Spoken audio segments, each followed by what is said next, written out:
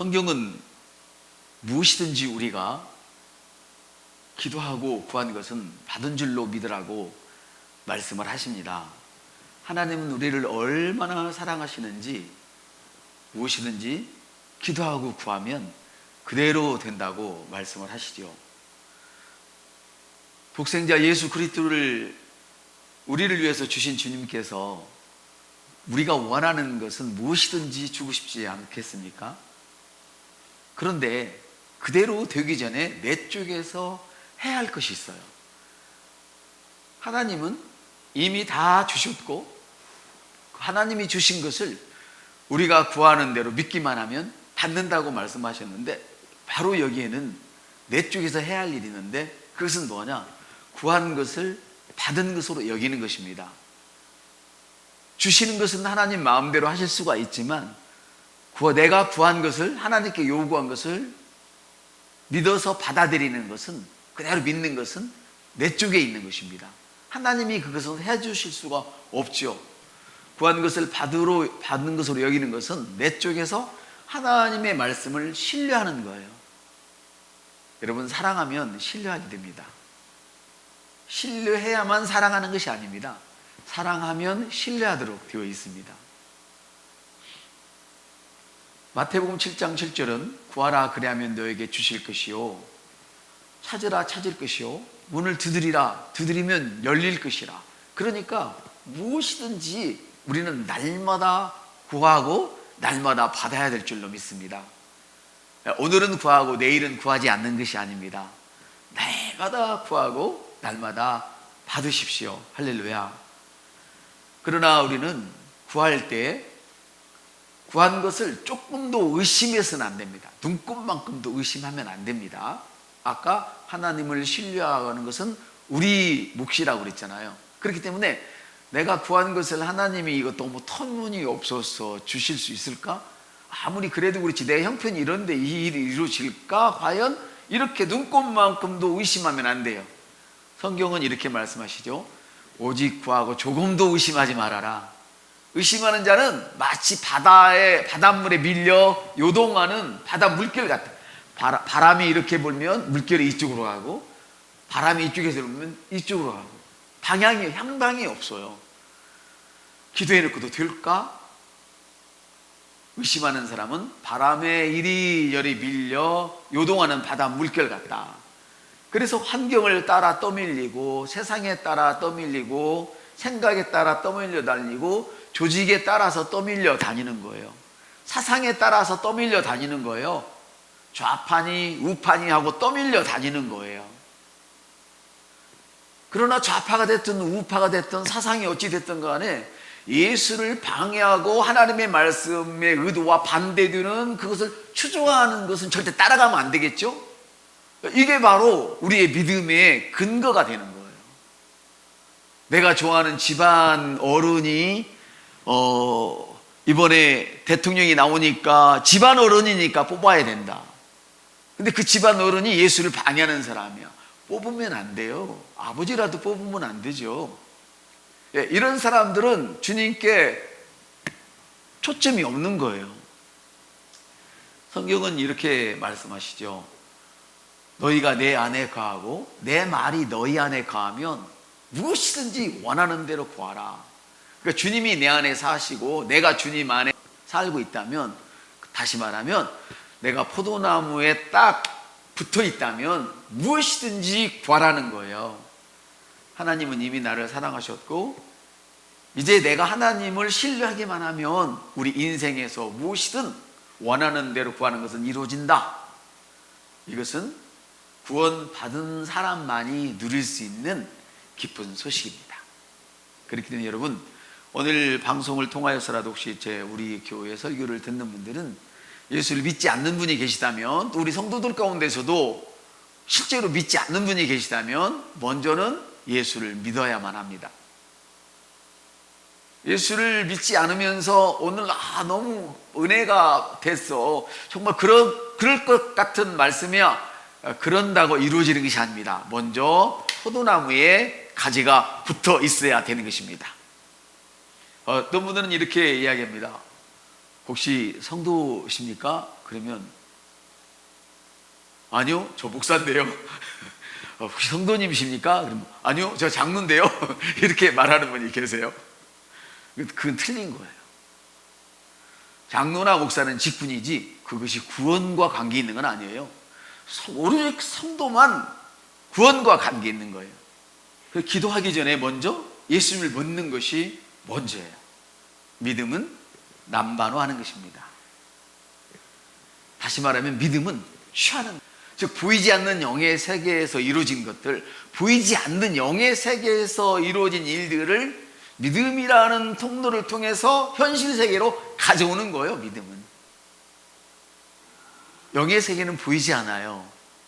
보이지 않는 영의 세계에서 이루어진 이 일들을 믿음이라는 통로를 통해서 눈에 보이는 현실 세계로 가져오는 거예요.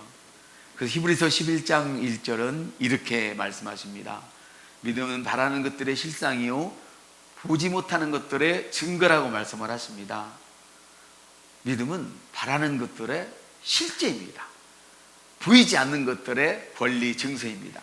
내 앞으로 서울의 어떤 큰 빌딩이 인간 5분기 앞으로 등기된 그런 빌딩이 있다면 그 빌딩을 제가 한 번도 본 적이 없다 할지라도 그 빌딩은 법적으로 제 소유입니다. 그래서 제가 한 번도 안 봤지만 그 주소를, 소유권을 들고 가서 주소를 찾아가서 내가 나의 것의 권리를, 내 소유의 권리를 행사할 수 있습니다. 그렇죠? 바로 이 등기 문서가 이 빌딩이 내 것이다 하는 그런 것을 보장해 주기 때문이에요. 그러니까 직접 눈으로 보는 것보다도 더 중요한 것은 그 소유된 문서가 있느냐 없느냐가 더 중요한 거예요. 여러분이 이건 네 겁니다, 이것도 네 겁니다, 그래서 내가 그걸 다 봤어요, 내 거라 했는데, 근데 소유된 그 문서가 없다면, 그 권리 등기 문서가 없다면 그건 여러분이 소유를 주장할 수가 없어요. 비록 보지 못했다 할지라도 그 문서가 있다면 여러분은 그 권리를 소유할 수 있는 것입니다.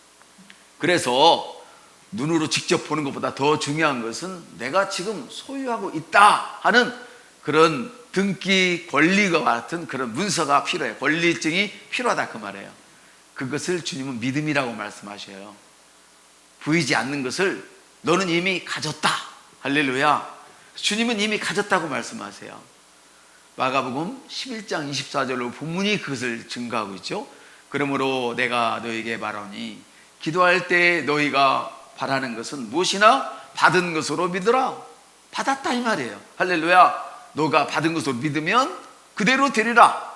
아멘. 그건 내 것입니다. 이렇게 기도할 때 보거나 느끼거나 환경이 만들어지기까지 기다리지 말고 먼저 기도했으면 할렐루야, 응답하신 주님 감사합니다, 이렇게 받으시기를 바랍니다. 기도한 것이 이미 받았다는 믿음으로 충족될 때 그대로 되리라는 약속이 실현되는 것입니다. 그렇지만 많은 분들이 이 조건을, 받은 것으로 믿었다는 이 조건을 충족시키지 않음으로 말미암아 응답이 더뎌지고 있는 것이죠. 주님은 이미 응답하셨지만 더뎌진다는 뜻은 내 소화기에 들어오는 시간이 늦어지고 있는 거예요. 우리의 불신앙이 그것이 내게 손에 들어오는 것을 방해하고 있는 거죠.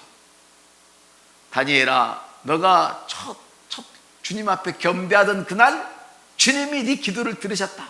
그런데 내가 이제 21일 만에 온 거야. 왜? 악한 천사들이 방해해서 그걸 뚫고 오느라고 그랬어. 할렐루야. 우리가 해야 할 일은 그것을 믿는 일입니다. 믿기만 하면 됩니다. 그리고 받은 것을 계속 내 손에 들어올 때까지 주장하기만 하면 되는 것입니다. 할렐루야. 그래서 믿음은 사실 영원히 필요한 게 아니에요. 오늘도 믿고 내일도 믿고 믿음으로 취해야 되지만 한 가지 사실에 대해서 내가 그것을 받았습니다. 그러면 더 이상 소유하려고 하는 믿음은 가질 필요가 없어요. 이제는 그 믿음이 아니라 그 믿음에 물을 주는 거예요.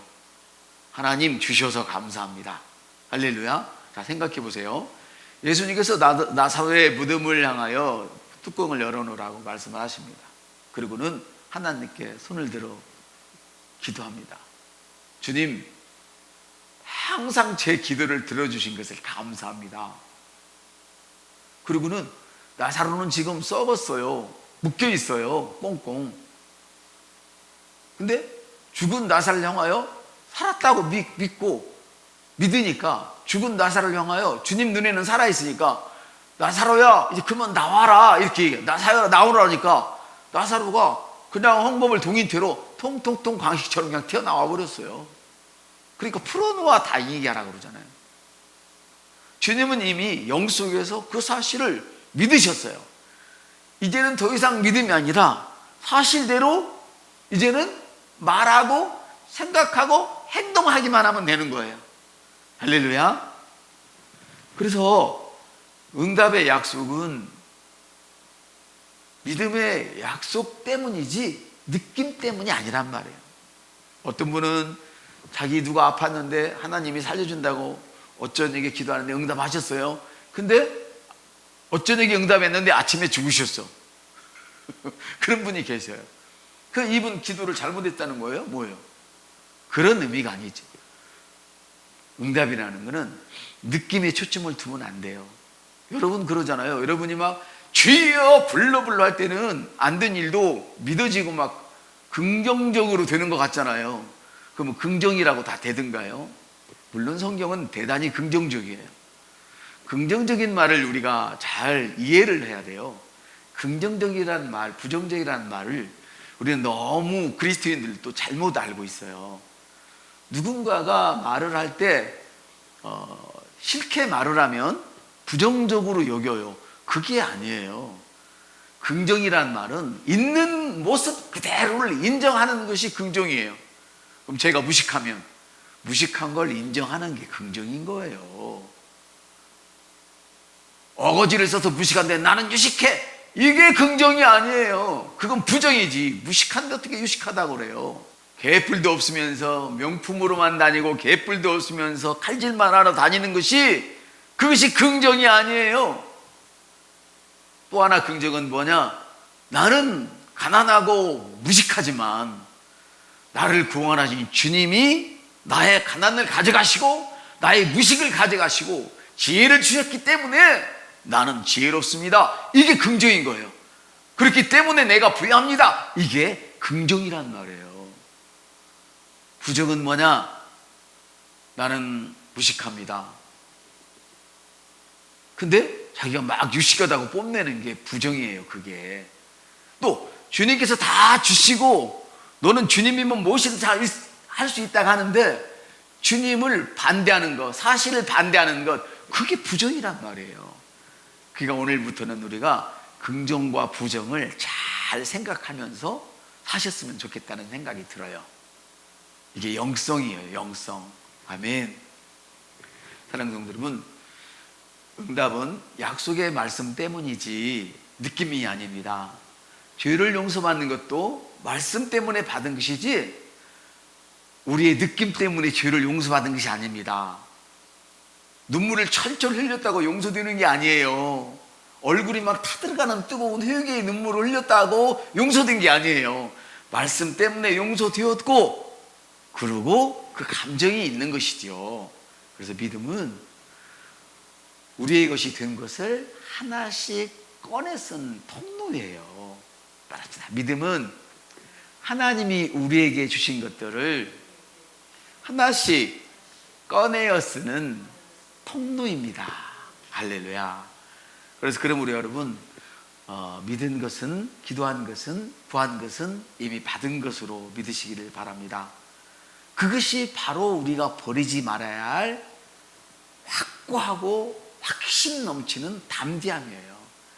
우리의 가진 것 뭐예요? 담대한 것 이것뿐이니 주님이 말씀하신 것뿐이란 말이에요. 그것에 근거해서 우리는 담대하게 우리는 그것을 요구하는 거예요. 사랑하는 여러분, 제가 이 계시를 모를 때는 이 처음에 할 때는 이 가난한데 어떻게 부를 선포하나, 이 아픈데 어떻게 내가 건강을 선포하나 굉장히 고민 많이 했다고 그랬잖아요. 근데 죄의 고민이 아니라 이미 우리 앞서간 선배들의 모든 분들의 고민이었어요. 잔질레이크 목사님 같은 경우에는 자식이 몇 명인데 몇 명이 안 살았어요. 그리고 그분은 한시도 서 있을 수가 없었어요. 날마다 사람을 고치고 하는 사람인데 자기는 갈갈했어요. 얼마나 쪽팔리고 창피했겠어요. 그런데도 여전히 자기의 권리를 주장했어요. 그래서 그분이 엄청 건강하게 잘 사셨어요. 아멘. 여러분, 우리는 힘들어도 담대함을 버리면 안 됩니다. 아멘. 사랑하는 여러분, 히브리서 10장 35절에서 그래서 이렇게 말씀하시죠.